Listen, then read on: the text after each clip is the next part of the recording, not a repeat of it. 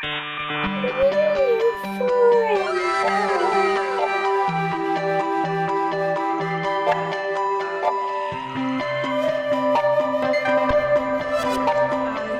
maybe related to Platform that will allow me to. So we would love to hear a bit about yourselves and briefly introduce yourself maybe, and also how kind of like Web3 and music relate to what you're currently working on and what you're doing. Maybe we can go with, as I say, Harrison first, so we go with Harrison first and then we just go around. I guess it suits the name, gotta be first. But yeah, thanks guys. My name is Harrison First. I'm a musician from New York, but I'm based here in Stockholm, Sweden. Started out producing and songwriting, and then shortly after signing to Sony, I started releasing my own records in various genres. Entered in Web3 in around 2019 via social tokens, and then partnering up with Decentraland's Metaverse, and then obviously doing a lot of stuff with NFTs and utilizing the tool to help myself as a musician. So then I took that and I joined a couple advisory boards within Web3 music, and helping other artists as well as continuously pushing out my own records. I'm Domingo. I'm a graphic designer. I'm based in Medellin, Colombia. I found music as one of my main source of inspirations because since I was a little kid, my parents still have this huge record collection with a stunning amount of different type of genres there. So for each sound, I started like identify some type of styles and also aesthetics that were related to them. So that was like my go-to resource vault to look for different kind of expressions that related in some way to what I was hearing back then. So right now I try with new artists and people that want to jump into the Web3 sphere and also create their music NFTs, that their covers or their aesthetics or the visuals really match the expressiveness behind the music, and also trying to push the visual narratives using different set of tools that we have right now, using AI, using generative and creative coding for them, and also a lot of 3D and mixed techniques for them. So, yeah. Amazing. Natalie, love to hear from you. Thank you. I'm Natalie Crue. I'm a culture producer. So a lot of my work isn't on the canvas, but I produce a bunch of festivals and projects, cultural exchanges, and have been doing that for way too long, probably like 10 or 15 years. Also at a live streaming platform called pressuredrop.tv, and we platformed and amplified tons of musicians from across the globe, from Japan to South Africa, Jamaica, and beyond. And so Web3 music came into my life quite a long time ago. Crypto, definitely 2013. But way before we knew what Web3 music would be today, I was here helping to carve out lanes for musicians. And I also co-produced a Metaverse Music Festival, which probably was one of the largest to date festivals in the Metaverse. And we had hundreds of builders, devs, musicians, and all kinds of people convene for a 72-hour music festival. And that's going on its third year. So I've been intertwined in a bunch of DAOs and other projects and live and breathe Web3 every single day. So, yeah. Wow, I wonder how that smells like to live and breathe Web3. But it sounds like you all have the music, connection. And I'm just curious to know what you think in terms of like the role music plays when it comes to online identities, because I mean, this is like the life right now. So any thoughts on that? As far as like Web3 music goes and kind of the communities that I maneuver around, our identity is Web3. Our identity is crypto. Our identity, and I always tell people crypto is a culture and there's many subcultures that exist there. Web3 music, or if you're old, crypto music, there's a certain kind of vibration that exists, at least in the communities that I'm in. There's a certain language, there's a certain way that we connect, and the things that we enjoy, people are like, what is wrong with y'all? Y'all are weird. But we all share this common kind of central place and central identity around Web3 music, and hopefully similar philosophies, if not the same, around where we're actually going, why we're here. And that can change from individual to individual. However, I think ultimately we all want to build something much different, hopefully, than we came from. We all, and I speak specifically for my communities, other people probably feel differently. We all want to build a space that's equitable, that holds space for musicians, that amplifies platforms and overly resources them, that really thinks about how we are in community with each other and how we build belonging. And that's, you may not see that in whatever the traditional music industry is today, because it's very transactional between the artist and fan. We go to your show, we buy your merch. I never talk to you online. If you're a musician that does, like, you're probably rare. But all the musicians that I hang out with in Web3 music, we all talk every day. My parents are like, why, like, can you get a life? Like, even talking to people for 12 hours on Twitter. And so there's this whole, like, identity formed, at least for me and my people, around what we're building here. And so identity is not just like who you are, it's also the web of like relationships and people and culture that you kind of exist in. And maybe that's multiple people and things, but that is it. Yeah, it would be nice to hear Harrison and Domingo's views as well. Yeah, I would say the way I kind of see it right now, or the way I'm doing it, or the way I see music and how it's being used is like people's identity in Web3. It's mostly been by like the NFTs that I collect, like the music NFTs that I collect, or the ones that I see people collect of mine or my peers.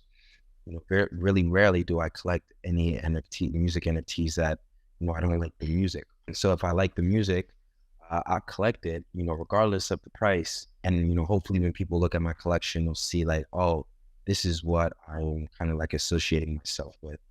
This is kind of like how I'm choosing to identify myself.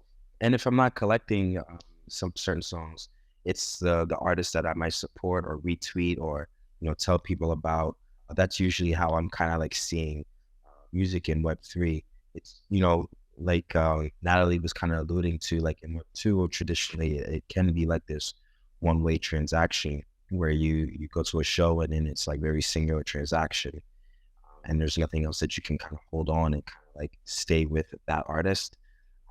I kind of see like music NFTs as kind of this way of me being able to consume the music and listen to it as much as I want, but then also being able to be proud and saying like, yo, check my wallet out, check my collection. This is what Mans is listening to right now. This is my vibe. And that's kind of just, yeah, I guess that's how I kind of see music in Web3 and how it ties to like identity.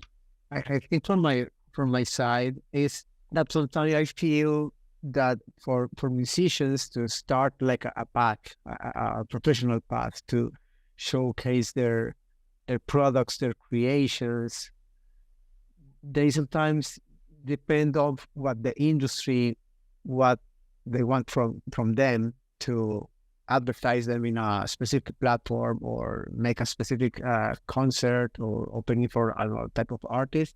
And what I want to add to the Web3 equation for musicians that I get to know it, that I want them to be part of the Web3, is that I want to be to serve as a bridge between different worlds for creators that have the possibility that not being always dependent from one record label or from another artist that want to use their platform to propel them into the stardom. I think like my responsibility as being an active and core member for other communities that bring musicians that wants to enter new waves of technology or new waves of the internet or native digital communities into how their product or their projects or their message could be also for value for these communities. And as a practitioner in Web3, I want to give them the tools and I want to take by the hand and to teach them, okay, you could have your product and you could have other type of experiences in this type of communities without the worries or the problems that other type of platforms or standard commercial processes behind musicians have all been in history. So I think in that part or in that process, identities and different type of ideas around what is the identity of a musician into Web3 start to like grow because they start to understand like the idea behind the relationships or the commercial value that could music NFT could have in this community is totally different that maybe I'm on Spotify or maybe I'm on a different platform. So yeah, I think my idea is to teach and showcase how could you build different type of identities or personas inside the Web3 world for newcomers or for other artists that are curious about it. Yeah, those are really, really great points. And it's really nice to hear that everyone's perspective, right? It's like everyone has their own reality, even, experiencing as we experience this kind of like, now we live online, right? Like pretty much like everything is happening online. And it's really nice to see like everybody has their own take on it, right? And their own experiences and relationships with it. And I'm also curious to know like how much has like changed, in terms of like from everything we're talking about, like music and Web3 and how we connect with that. How is that different from how it's been with Web2? Like what is like the significant thing that really sets it apart for you? I'll be frank and say I don't know what's going on over there, over yonder, as my grandmother would say, in Web2. I spend 24/7 in Web3, crypto, degening, living my best life over here. And so I do have friends that are musicians, like big and small, people that are producers and lawyers and like all those things that exist over in that world. However, I've divested from the majority of that world because I truly believe and we need to at least, and I say we, me, invest in building the infrastructure and ecosystem here in Web3 because I want people to come here and feel welcomed. I want people to come here and see that there's opportunities. I want people to come here and say, hey, there's a bunch of festivals and events and projects that I could participate in or grants from insert foundation here, and I can build an actual career here without having to be, if I don't want to, be on Spotify and get 0.00000, whatever the rate they're paying today. They may change it tomorrow. We don't know. Choose your own adventure. There are artists in the space that are doing well, doing both. There are artists like Kay Mayfield who are here and they just want to do Web3 and they truly believe in what we're building here. But for me, I exist here. It's changed dramatically, and I'll land here and say that just 2 or 3 years ago when we're sitting on Clubhouse onboarding thousands of people, staying up for 2-3 days in a row, that was a very vibrant moment in crypto history, and I don't take that for granted. However, we didn't know what was going to happen. We didn't know like all these DAOs were going to roll out and all these projects and new platforms. I can't even I used to be able to count how many platforms there were. I can't now. And so I think even the energy has changed. We see a lot of people onboarding into the space and they may not understand what's happening here. They may not agree with the ethos or they want to change the language and the culture. And for me, that will always be a problem. And so I see there's so many things happening at the same time. However, what I will say is that there are a bunch of people here, whether it's Kane or Latasha or Sersu, or like I can name a whole bunch of people that are here and they actually believe in this thing we call Web3 music. They believe in kind of building up these DAOs. They believe in building up platforms like Zora, and they believe creating holding vessels for artists to actually thrive. They believe in these things. And so whether individually or collectively we're doing this work, we're still here doing that work and we'll continue to be here. And so I think the energy has definitely changed in some aspects, especially on the surface, which I call the oil slick. However, underneath that, you still see people working super hard 24/7, getting out there and touring, doing things despite all odds and adversities, and they're still out here doing the damn thing. And so they're at Sotheby's. Shout out to Latasha, who's just at Sotheby's with her music video, and other folks that are just out here. And so I don't take for granted the OG days. However, I love the knowledge and the wisdom of the new people that are coming in as well. So things are changing. And I guess like it's really also impacting because, we're talking about transmedia fashion and like how, music has impacted it in regarding like even with events and the cultural sort of climate. And yeah, it'll be nice to hear what Domingo you think, and Harrison as well. I feel really connected right now because like the starting point from a project, from a visual or design and even fashion standpoint on Web3 is that you're talking directly with the artist.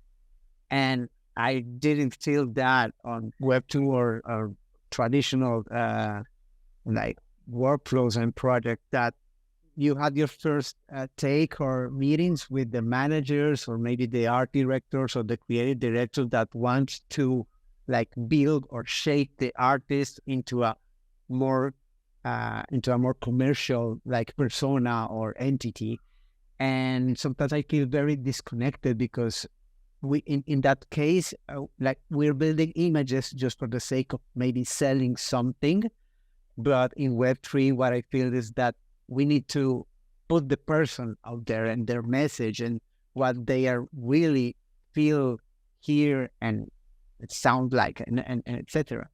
And that's something I really, really like about this whole new revolution, is that you're making a direct contact with the inner self and the real messages behind it. Because the commercial or the strategies of the marketing, it's afterwards that you created the product and you start like thinking about, okay, we made something crazy for this type of artist or maybe something really different. So how can we socialize this type of thing among other type of communities and not just streamline the same product in the same platforms with all the noise that is surrounding them in the moment of the launching or the drop. So I think it's a more humane way to develop things for creatives and also for musicians and artists in this way, because you're touching with the right persons that are behind this project and not just some entities or maybe gatekeepers that are trying to make their ideas impose over the product itself. And I'll just add, because a lot of people said some really great things already. I think, when I'm looking at how things are flowing and, and just in creativity in general, like whether it's Web 2 or Web 3, I think these are interesting tools that we're able to use as creators. And that's what I try to tell people in my community. And even, before a lot of people entered into this space in 2019, when I was trying to describe to them what this thing was and what I was doing here, it was really the fascination of being able to create in an alternative way and allow people to consume music in a different way, kind of like add to the listening experience or do something a little bit alternative.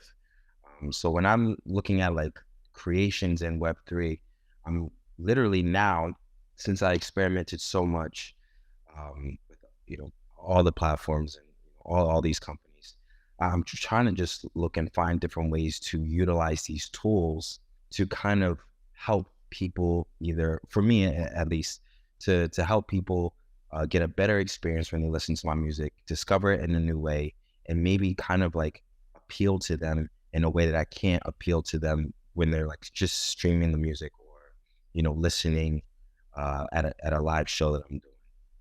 So right now, like personally, I really like combining the two.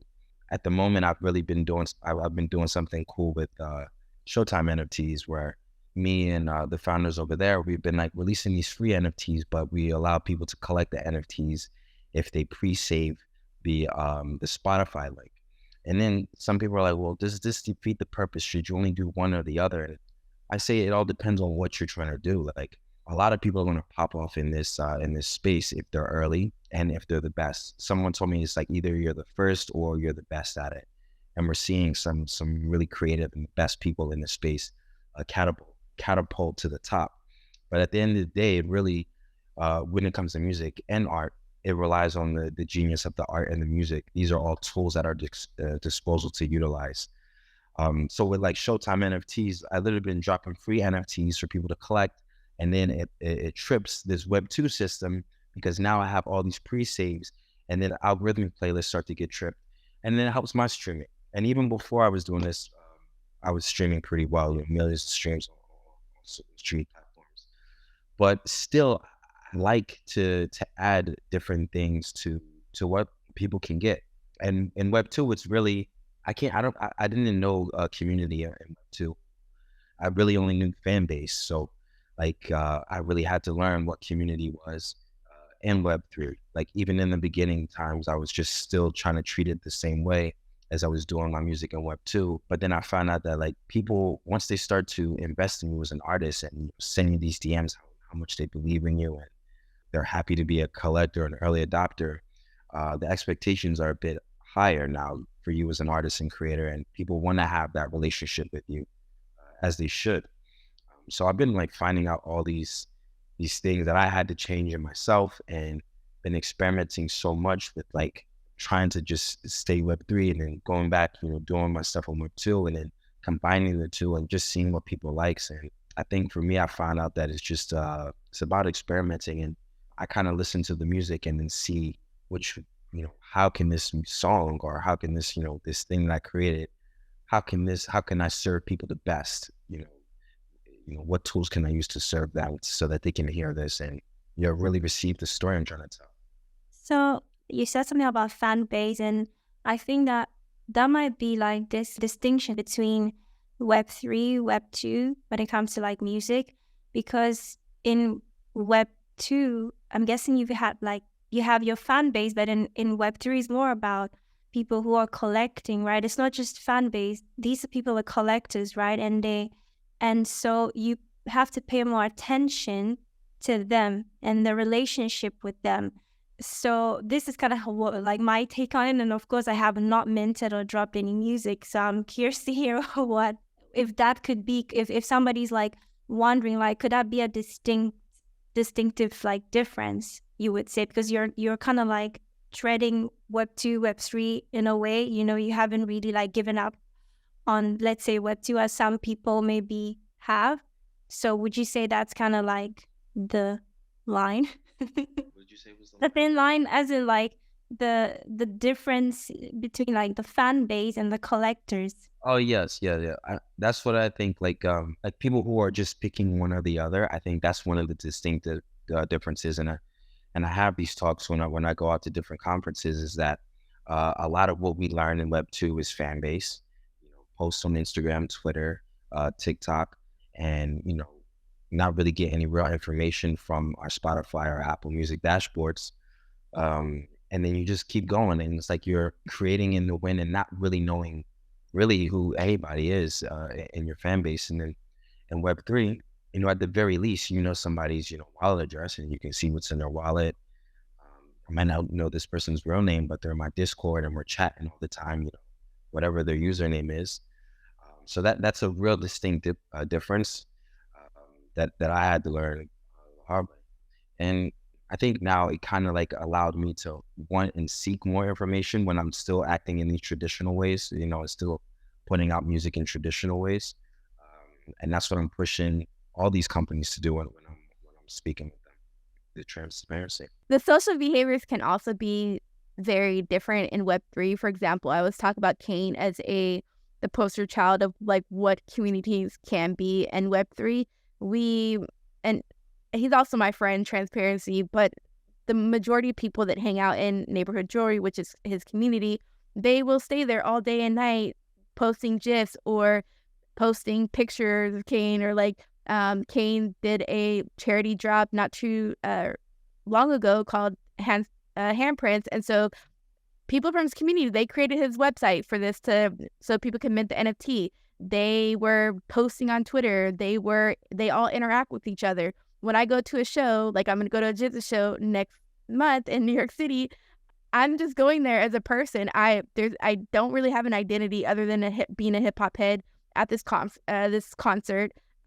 Most people are not going to know who I am. They may be like, "What's up?" Not do the whole head nod thing. However, when I go to like a Web3 event or like a music event, people are like, "What's up?" And like we talk, we hang out, we go eat dinner, we go back talking on Twitter. We're in Twitter Spaces 95 hours a day. And so do not recommend, though. Don't stay in Twitter Spaces all day. And so the social behavior can be very different. I'm not just there to purchase Harrison First NFTs, although I have, like, I'm also here to like participate. We're not just consumers here to like listen. Although I love the music, I love good stuff that people are putting out. I love to support artists and musicians and help them propel them along the way. However, I'm also here to participate in Web3. I'm also here to participate in DAOs. I'm also here to contribute however I can and whatever that feels like. I'm not just here to go to a concert. I'm not just here to buy something. And so this idea of a consumer and a fan and a person who's a participant within Web3, we can look at the social graphs, we can look at the social behaviors. And for the most part, if you dig beneath the surface, it looks very different. And for me, as somebody who's like a hyper, super duper quadruple fan of music and musicians, it feels very much different. I don't want a transactional relationship with Black Dave or Kane or Latasha. That doesn't feel good. I'm not just here to give you like my money. I do want to give you my money because I want to support you and I want you to be able to buy snacks all month. But like, I also want you to thrive, but I also want to feel like I'm respected and appreciated and supported, as well as like somebody who's not just a fan here. And so that will change hopefully in Web 2 maybe in the next 45 years. But for the moment, I'm enjoying what it feels like to be a participant and a lover of music within Web 3. I feel like it seems from hearing this conversation and everything you guys are explaining your experience, it seems like there's a big gap at the moment between Web 2 and Web 3. And I want to know, like, how does the tools, like what kind of tools are you using to kind of, for curation, for, I mean, Harrison mentioned music NFTs on Showtime, but I would love to go more in depth about like the tools and platforms that you're currently using and how that really accelerated either your curation journey or your artist journey. And yeah, like how different that kind of was from the Web 2 experience. Domingo, maybe we can start with you and go more to the curation part first, and then the others can share more from the artist side of things.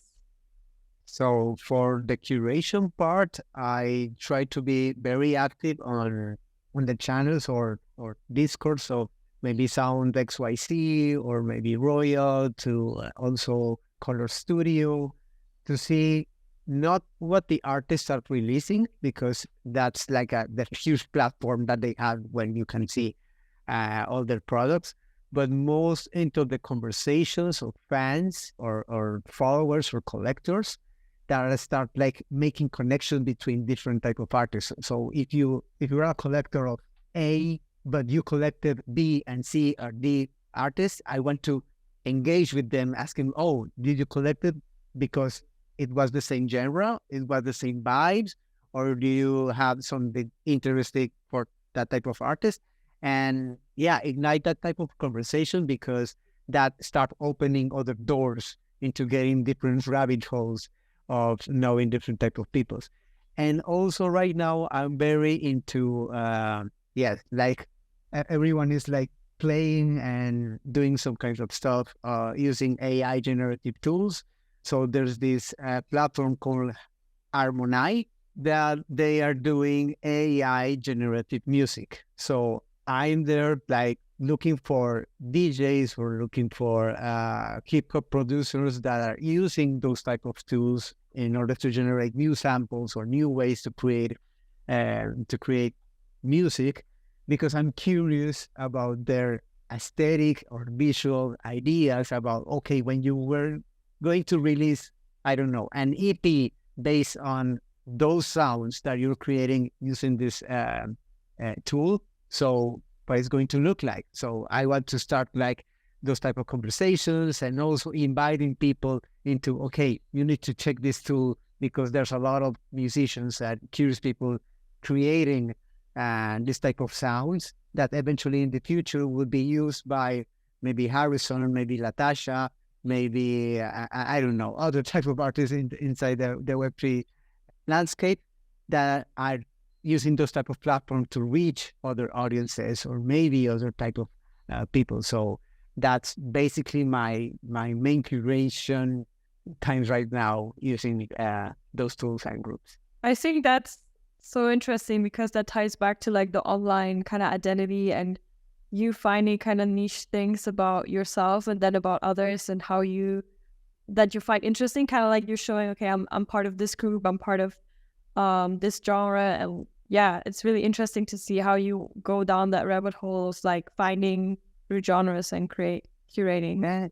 And it's also cool because you thought that maybe music genres was just a joke, but eventually they became real. For example, I don't know, hardcore noise cumbia techno, that was like this joke around a meme, but then using this type of tools and people believing that type of idea, they give birth to that genre using a lot of that type of things. So I like to be like involved in those type of conversations, because eventually, who knows, like 10 years from now, that will be like a massive music genre that everyone is listening to it. And it started like in a conversation around collectors of music around Web3. So it's cool. Yeah, so from the artist or like, I mean, Natalie is more on the, I would say, events and like helping artist side, but like still would love to know like what kind of tools and things really accelerated your journey. So so many tools. I would say, honestly, the whole like AI thing, I got to give a shout out to Random, who's this incredible artist from like Germany. And a few years ago, we were sitting on Clubhouse and he was like, I just created this algorithm for AI generative art. And I'm like, I don't know what you're talking about. I've heard of AI before, and he's like this uber nerdy guy that I love. And he basically showed me and some friends like how to like create this AI art in the beginning before all these prompt generators and stuff.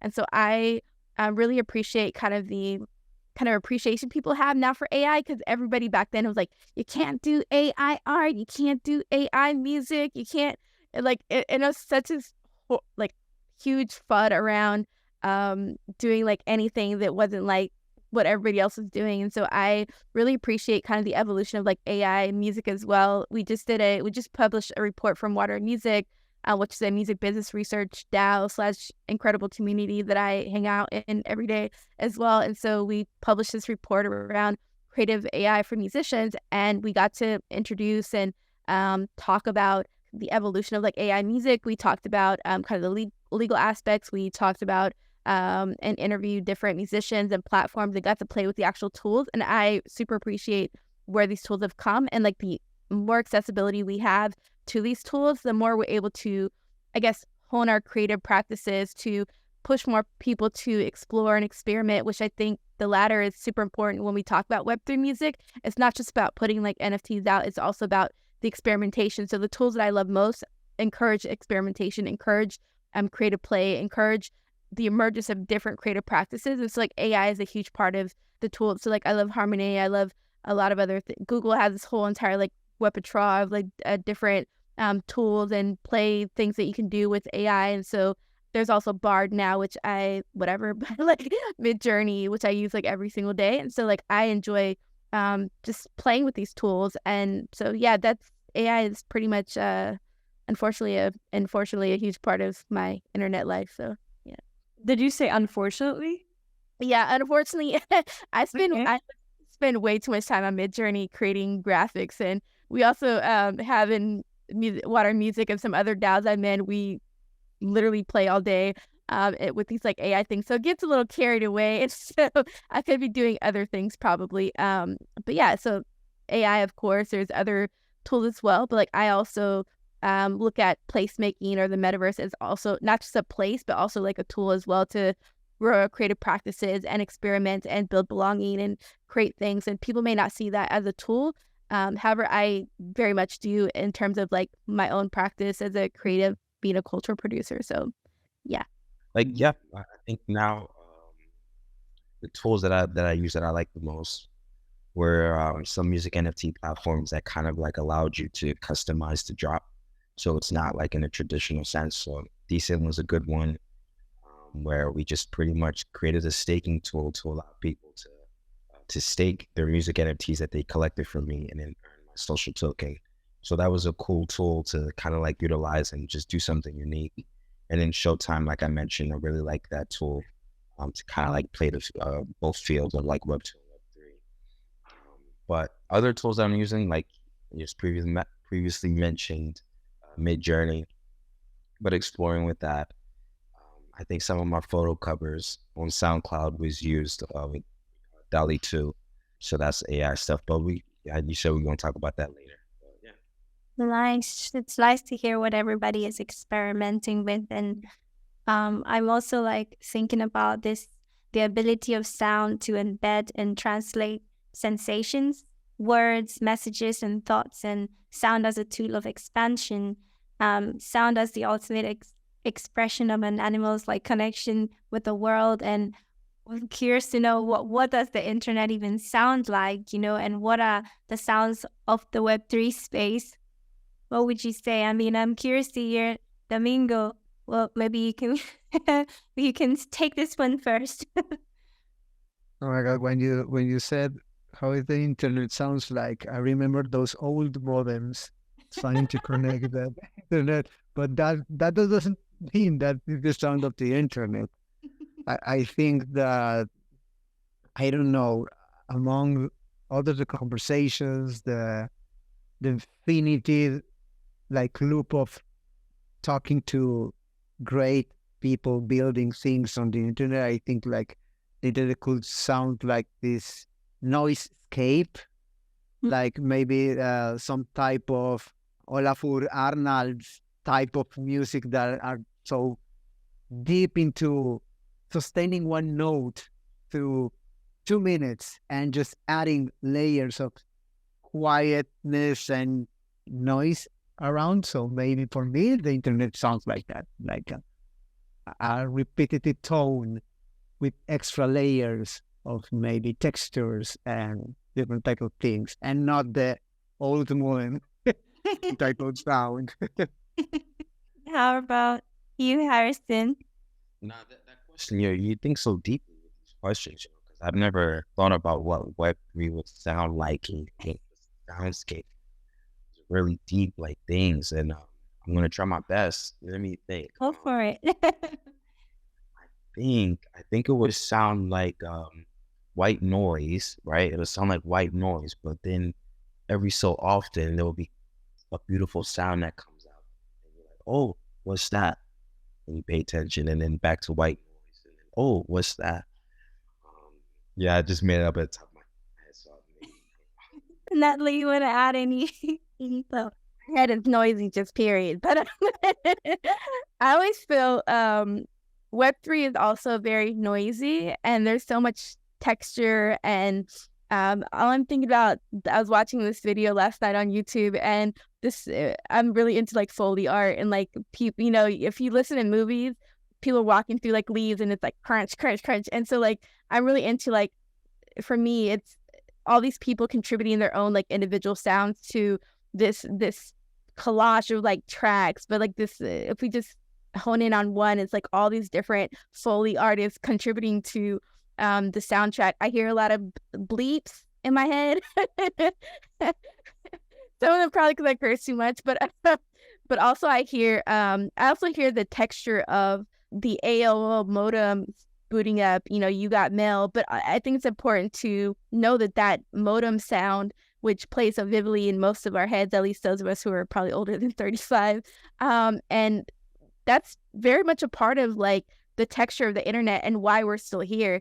I also hear like kind of that sound carrying throughout this track underneath it, very muted but still there, because if we don't have like kind of I would say like a reminiscent like vision or kind of backtracking to like how we've actually began to like get involved in like crypto and like all this whole Bitcoin thing. Bitcoin has the sound. Kane has Bitcoin sounds on his music, and so like all these things combined are why we're here. And it's very important to like hold space for like the nostalgic vintage era of like the internet, which probably sounds weird to people, but most of us just got on the internet in the early 2000s. I was on the internet in the 90s, but like I'm not going to tell my age. And so like those sounds actually make up and actually craft and have carved much of the evolution of the internet. And so I think it's important to have all of these things, the bleeps of the Bitcoin miners and the blockchain, and all of these things are super important to capture. And I'd love to see, I love a good DJ that can blend. No shade to those that can't, but I'd love to hear all of these things kind of mix. And then lastly, we have so many people from across the globe participating in Web3, from Venezuela to Colombia to South Korea, shout out to Kwaji, and like all these different people. And so I also envision, and I also hear these regional but local sounds also showing up. So like whether it's like merengue or samba or tropicales, or like whether it's the sound of like the djembe, I hear all these sounds on these tracks too. People harmoniously. Also I like some chaos too, kind of working in tandem to like create this track or this collage of tracks. That's what I hear in my noisy head. I just want to say that nobody said piano or guitar or anything. It's like everyone is just gonna remember this era of like jingles and beeps and synths. So like, yeah, well, it's interesting.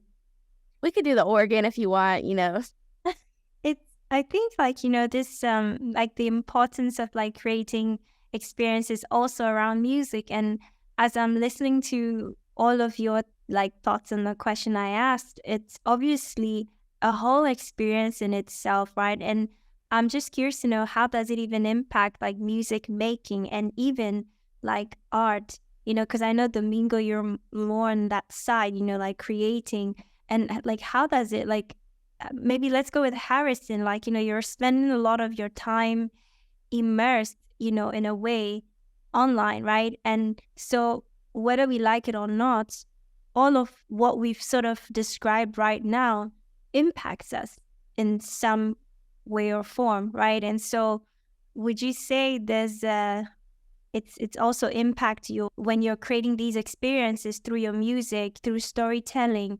Like, has it done anything, or maybe not? It doesn't. It affects me in a different way. Like in Web 2, it was really affecting me because obviously there was a point where we were making music for playlists, right? And I'm sure a lot of people heard that. But in Web 3, what I do is I create in a way where it affects me in a way where I want to do something different, something that people haven't, seen. So then that allows me to think and say, okay, which platform could I partner up with to do this idea? Because I have this thing I'm trying to do. Yeah, I'm like able to experiment like in so many ways that I wasn't able to experiment in Web 2. So it affects me. It allows like my ideas to come to life in a digital way. Things that I might have not been able to do in a physical form, I've been able to do it. Like I'm thinking about release plans in this digital way. Like for instance, just back in the day when I was doing a lot of like Decentraland performances, and doing like art exhibitions in Decentraland's gallery, like live auctions, of these NFTs that I was dropping. These are things that I wanted to do in real life, but I just didn't have the opportunity to do so. But I was able to create and do it in these digital ways. So for me, it doesn't change the way I make music, not at all. Like the goal is always the same, and it's to try to like make the best song that I can make in that present moment when I'm in the studio.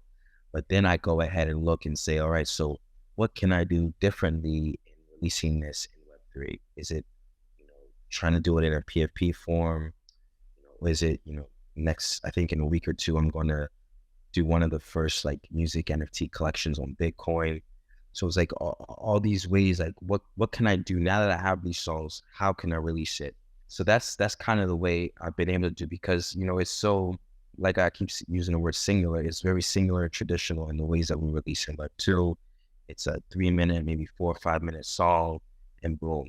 I'm over here. This next drop, I chopped up the music. Like I have like a 5-minute song. I chopped it up in pieces, and I'm allowing each person to collect each piece. And it's like Pokemon, got to try to catch them all to put it all together and, make the music make sense, and can you like have multiple people, like multiple versions of this song? Because when people collect it, they're only going to have like little snippets and so on and so on. So that's kind of the way I'm thinking when it comes to the way I'm being affected in Web3 and music that way. Personally, I think there's platforms and things that really influence musicians. We all know that there's a lot of influence right now on like the viral moments on TikTok. You have all these jingles, like this 15-second thing. And also the way we consume music is kind of like, we're always, at least me, I'm always looking for new things. And, it's not like you consume a whole album anymore. I feel like that era is kind of at least a bit over. How do you think AI and these kind of the new flow of creativity is going to impact like music in the long term, and like also copyrights and all these things? Like, are we gonna run into hearing the same thing over and over again, or what do you think? Is it gonna be a standstill? I would love to hear your guys' opinion on this. Well, I think it's going to be amazing. I can see things being amazing. I don't know if it'll be like, if people will sound the same, because I think with generative art, I think the whole idea is that once the art is generated, it's never the same as another piece of art. But what I'm looking at, or when I'm seeing like stuff being created on Mid-Journey, I'm on there and I'm like, damn, how come my stuff doesn't look like this other artist's stuff that, and he's using the same tool as me, but it'll come down to the individual, like the prompts that you put in, and then the extra stuff that you do, on top of that.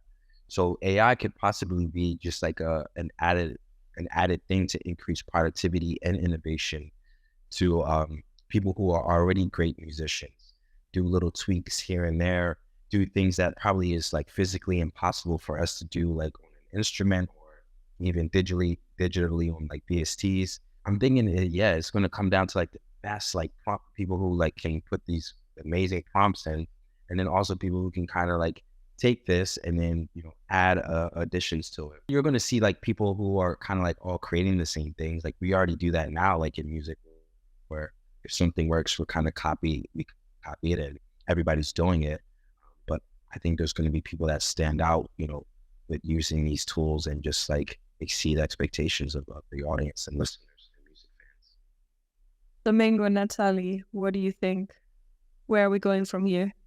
I think it's like a repetitive pattern, because I don't feel that maybe in the future is going to happen different things that didn't happen in the past. For example, in the creations of samples on hip hop, there's like a story around lawsuits and everything because, oh, do you use my snippets from the song? And there's a problem because that's not music.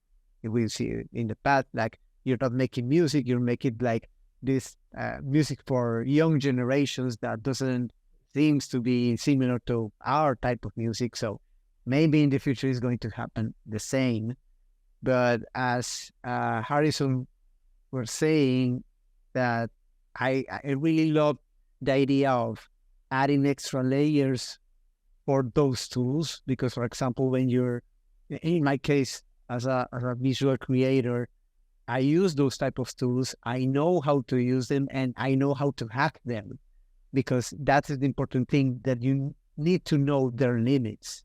For example, there's a regular workflow for AI artists to help them, like, these guys more their final outputs from their references. For example, there's a regular like formula that you need to use 70% of DALL-E and Midjourney and end like in stable diffusion, because mixing all those type of generators and also databases from the same product, you get different results and very different from what you were trying to create for. So we're not going to see like the future Picassos or maybe the future Rick Rubins or maybe Jay-Z's. No, we're going to see a different whole set of artists and different type of people, but having the foundations or also tools that other artists use them, but amplified thanks to those type and to these tool sets. One thing I just want to quickly mention before Natalie, you go in. I think the most fascinating thing I saw recently was, I think it was David Guetta using Eminem's voice to recreate a whole new song. And I was like, wow, this is going to be crazy, because if I can now use anyone's voice as an AI and create a whole new like voice message or type of music, I think that's going to be cause problems, but also it's interesting to explore. But yeah, we will see where this goes. Natalie, what do you think? Yeah, I have so much to respond to Domingo about, but I'll stick to a few points. First and foremost, like, if we look at hip hop sampling and the history of that and how people like Grandmaster Flowers or Grandmaster Flash, like there's tons of like artists and DJs and producers, if we go back decades, who were experimenting, and hip hop is not just what you hear now. They were experimenting with salsa, merengue, they were playing music from Colombia and Puerto Rico, they were playing all this jazz, like anything that they can, bebop, anything they can think of that sounded good or you could hit a break beat, they were playing it. They're DJing and utilizing those samples and folding it into their music, whatever that looked like for them. And so there's always been this huge amount of experimentation incorporated into hip hop culture and centered as well. So you see if you scroll back to like the late 90s or like early 2000s, the RIAA and like all these other entities, big record labels saying, hey, we're going to sue you now because you're playing this salsa record from like 19 whatever. And people are like, hey, but it's a classic thing, even like the retroactive lawsuits that were happening. And so I love that we're kind of getting back to sample culture, which is such a cornerstone of like hip hop culture, but in ways that are technologically different in a way. In terms of like creation and creative practices, we're seeing a lot of folks create their own instruments, which I find very fascinating as somebody who's like a bootleg musicologist. So I also find, as like a vinyl collector and a music lover, like I find that super intriguing. People are creating new instruments. People are creating new kind of pathways to create new things, or experimenting with like NFTs or like other types of emerging technology, and all these things are clashing together at the same damn time. And so like I find it very optimistic about where we're going with AI. Like, yes, there are problems with like the collection of data sets and the ethical use of them. Yes, there are some legal ramifications. I personally am like, can we like fuck the laws, not excuse my language, and really think about how we want to build together and think about how we want to create with each other and what creative practices we want to see emerge or create ourselves in the next 10, 15, 20 years. What I see is not a renaissance. I see an emergence of a revolution, creative revolution that's just starting to spark at the moment. And what's happening is you're seeing a lot of backlash from the same parties in the late 90s and early 2000s saying, hey, we need to create some like law frameworks around this thing, so y'all can't be creating too much, like, and so I see also the cycle of like nonsense coming from these same parties, and it's quite interesting.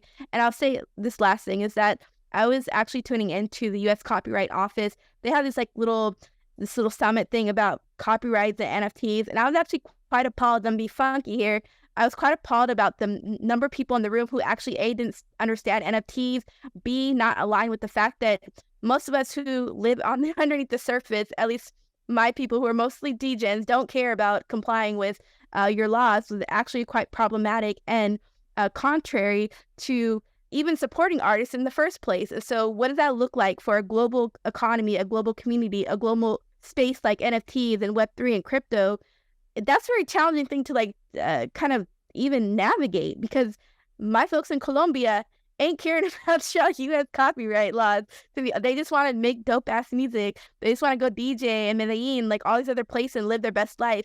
The idea that these central bodies can control like our creative practices is it's reminiscent of what I saw in the late 90s, early 2000s, and we can talk about the different laws that were put in place to create the massive amount of kind of destructuring of these music communities. We can look at radio. We can look at all these things in the mid-90s where they created laws that made the radio stations what they are now. They play the same fucking thing every day, all the time, 24/7. And so we're kind of, at least most of us here in Web3 are kind of countering that and saying, hey, can we create whatever we want? Can we play whatever we want? Can we create our own events that actually look very different and actually challenge the status quo?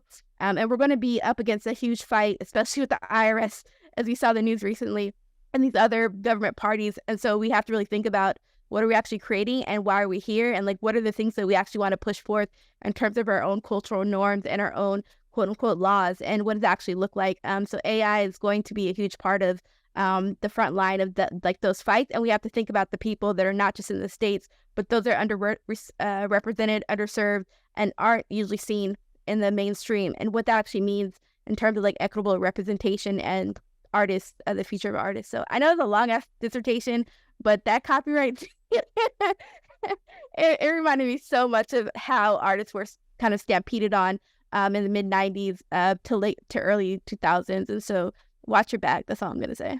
Watch your back. I really love that. Natalie, you're always thinking about people outside of what the norms, right? Like the so-called norm, right? You're always talking about inclusivity and accessibility, and I really appreciate that about you. That passion we need that, because the idea is for Web3 the ethos of Web3 is all of that. As far as when I got in there, inclusive and all that. So it's important that we talk about it. You talked a bit about music NFTs, and I've realized that the collectible music world hasn't taken off the same way as the collectible art world, or like in terms of like NFT arts. What's up with that? And also, like, for instance, with Harrison, like, you're making music. Is there some sort of like a connection between the music and the art, like the album cover? And I know, Domingo, you are more on the, you're creating the art side. So how does it all connect? Like, is there some sort of a relationship with it? Yeah, with the music and the cover art, are you asking if there's a relationship? Of course, the music, the title, the art, cover art, press photos, like everything has to be kind of communicated to try to pretty much tell the story and tie it all together. So I think for this last one, or this project that I'm rolling out right now, I literally had a feel for it where it's like the songs are mostly like rhythmic, within that 120 to maybe 125 BPM range, and it's like a lot of minor chords. So I took this one photo of myself where it was kind of like underground, like darker tones to match the darker minor chords, and threw it into DALL-E 2 to do like multiple versions of it, make it look a bit different. And yeah, like I think about it a lot, even to the point where I might have to collaborate with an actual graphic designer to help tell my story through it. Because if there's no music video for the song, then the kind of like the vision for it like heavily relies on the cover art of the for the song. So do you like mint those as well, or it's all like it's like a package? Yeah, no, it depends. It depends. Like the stuff on sound, obviously it's a package, but actually, yeah, I did something on sound where the cover art obviously is attached to the music and it's on sound.xyz. But then on like OpenSea, I would just mint the cover art, just do the cover art, and then those would be ones that I would give away for free or give away to people if they pay it in my own token, which are mostly the people in my community. I think that the relationship for me, as in my practice, I try to push things forwards into opening the conversation around cultural matters for aesthetics and for visual things. Is that the first step is to make the artist, the musician, like very comfortable around what is he's seeing around the visuals for his LP or for EP or for his drop. But I always try to add the layer of, okay, if from this specific type of sounds of this song, etc., could a new music genre could born from this specific type of song, what would look like, or what should the people could react to it. So I like to expand the conversation into it, because I like to think that this artist in the future is going to still keep doing things and producing stuff and relating himself to other type of projects. So in that case, I try to translate just the simple artwork into creating maybe a brand for itself that start having a more wider spectrum of visuals, assets, etc., that really help this artist to navigate. Okay, if tomorrow I want to release another song, I didn't want to repeat the process again to maybe a reference board or maybe another discussion with me, but having an overall idea of what as an artist could represent visually for the future, etc. So that's my idea for it. And I think maybe my last question would be like, because we've kind of Natalie touched a bit about the future. You talked a bit about the future of the music industry. So I'm curious to know, like, where's the music industry going to be like in the next maybe 5, maybe 10 years, and how much adoption do you think is going to happen, and where does example like record labels, artists, creative directors, graphic designers, online streaming platforms, like how is it all going to pan out? Like if you can try to like predict that, what would you say we should look forward to? I don't predict anything for the music industry. I predict doom. What I will say is that I hope, I'm not a speculator by any, I am a futurist, shout out to Radar, but I am not a speculator by any means. And so I would say what I hope is people understand the incredible opportunity we have now in Web3 as artists, designers, developers.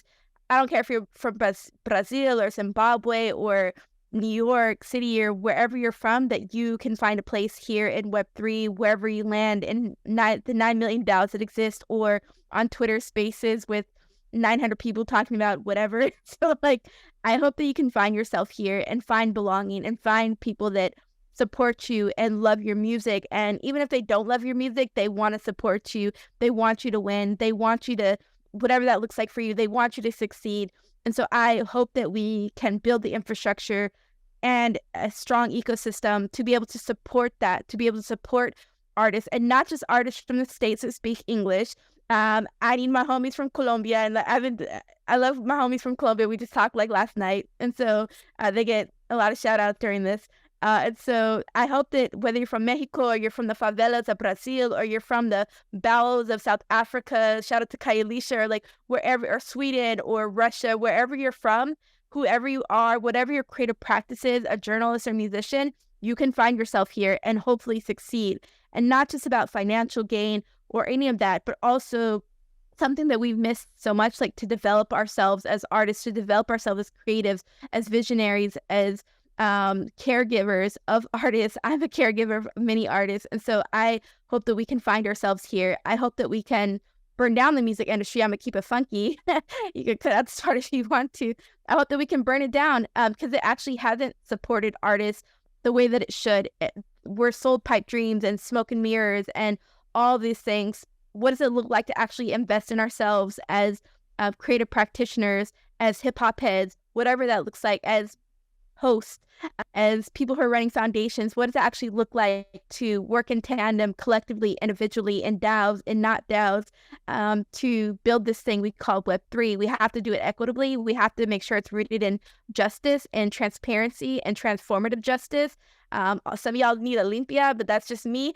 So I hope that we can actually build this thing, and we need to do it sooner than later, because I've already seen the co-optation. I'm already seeing people come in here and tell us that we need to not call it NFTs or not call it Web3 and strip us of our language, our lingua. Like, what does it actually look like to maintain our tongues, to maintain our culture that exists here? Crypto culture is unique. It challenges the status quo. It talks about burning down the system. It talks about accountability, something that the record labels, the big record labels, and I'll land here, and the music industry as a whole, these radio stations have never been at the table to even engage with. So how can we hold ourselves accountable if we can't hold them accountable? Build our own tables. Mesas. What does that actually look like? We have to do that work and ask the tough questions. And so I envision us continue to build this thing we call Web3 music, and to hold space for all of that. And so that's what I envision. So more festivals, music, all the things. Nice. Domingo. Love it. Love it. Thanks, Natalie, for the shout out to Radar. It's really hard to predict or to build a future for music, because music is as I was saying from the first part of the call, one of my main resources for inspiration, and I think life itself is music. So it's really difficult to see how the future of music will look like. One thing I consider is that as technology evolves, opens the conversation and the possibilities to democratize tools for people to create music, just like what happened in the past. But right now, I believe that maybe people are going to be more aware of their creative production and what are the tools that have to put it out there in the open to start creating relationships with other communities or with other artists, and that not be dependent from like a gatekeeper or a huge company saying what are the rules of the game. So I'm very positive and very optimistic around democratization of tools and possibilities and bridges for people to open the creation into a more collaborative thing to for the future, to people to really engage of the creation for other peers and community. Well, like lovely visions. I mean, these are we're really looking forward to them happening, and very excited. And this was very insightful conversation. And it's always great to bring different voices and to hear different perspective. You know, as we navigate this, I guess, new world. I guess safe to say, right? Evolving new world, maybe. So yeah, thank you so much. I mean, if you have any maybe last few thoughts, like key takes or any shout out. Yeah, shout out to both of you, incredible host, human being, period. So super appreciate, looking forward to the future and more collaborations and supporting y'all in whatever way. Open door policy, I tell everybody that. Almost everybody. Also, shout out to the musicians out there, the creators, oftentimes the builders, often don't get named in conversations. So I'm always uplifting people like Cas Vegas and people like Water Music. There's a whole horde of y'all over there. So shout out to all of y'all and the people who are in the trenches, actually building spaces equitably for musicians to have these conversations, to ask the tough questions, to envision, as we say in Radar, a more playful future, and to really think about how we want to coexist with each other. And so I hope that we can look at this episode and also look at the other work that people are doing across Web3 music and really think intentionally about how we want to make sure we incorporate different voices. We want to uplift and platform and overly resource people who don't usually get those things or all the things. And so I want to make sure we're curating spaces that make sense in terms of intention, make sense in terms of equity and diversity, and listening to people who aren't often listened to, especially in the music industry. So we have to do the work. There's no like running around that.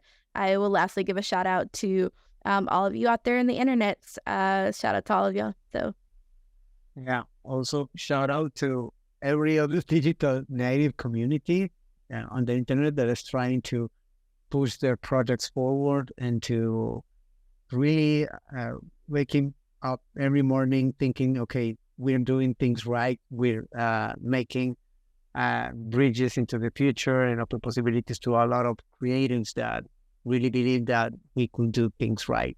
So yeah. And also thanks to New Foundation for this lovely invitation, as always.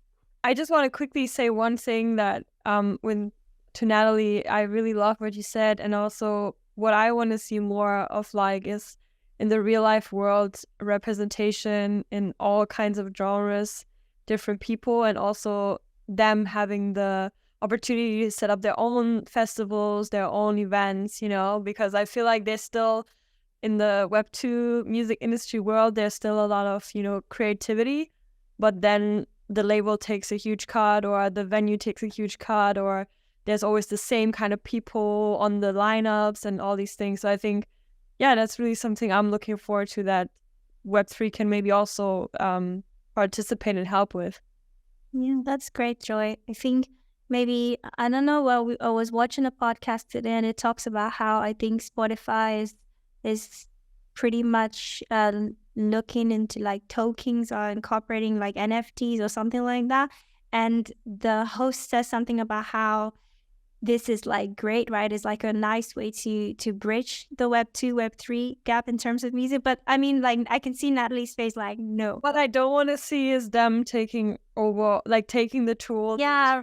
With it. Like that'd be very annoying, I think.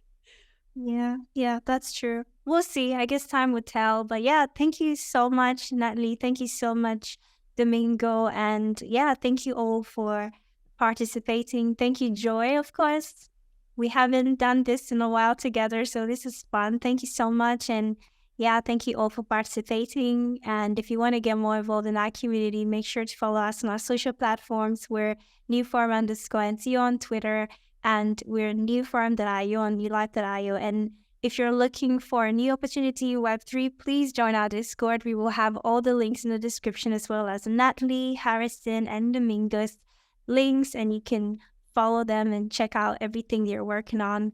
And yeah, thank you all, and take a moment. Don't forget to like, share, and subscribe to our channel, and we will see you in the next episode.